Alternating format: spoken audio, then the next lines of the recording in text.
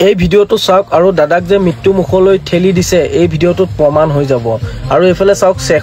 শেখৰে yes here বখৰ কৰিছে দাদা ভাগৰুৱা মানুহজন আহি বোটখনত ধৰিব পৰা নাই উঠিব পৰা নাই আৰু এইটো কুত্তা বলি দেখিছেনে সিদ্ধাৰ্থ হি লাইফ জ্যাকেটটো লাহেকে দাদাৰ ফালে ঠেলি দি পেলাই হি মানটো এফালে সাইড লাগি গৈছে ই জানিছে যে দাদা মানে ভাগৰুৱা হৈ গৈছে দাদা এতিয়া মানে শেষ হ'ব হৈছে আৰু মই মানে ভিডিওটোৰ পৰা মানে সাইড হৈ যাও হি এটো জানি বুজি মানে লাইফ জ্যাকেটটো অলপমান ঠেলা মাৰি দি পেলাই হি মানে এটো ভিডিওটো যেটো আছে চলি হেতোনে লাইফ জ্যাকেটটো ঠেলা মাৰি বসাব দিয়া বুলি দেখুৱাই পেলাই হি মানটো সাইড লাগি গৈছে দেখিছে নহয় দাদা যে ইমান ভাগৰুৱা হি 1 মিটাৰ মান দূৰত আছে হি অলপমান আহিলে দাদাক ধৰিব পাৰে আৰু হি লগতে বোটখনৰ এফালে নাইকিয়া হৈ গৈছে দেখিছে এইজন কোন হয় বাৰু নাজানো পিছত তেখেত আহি পেলাই দাদাৰ ওচৰ পাইছে কিন্তু তেখেতেও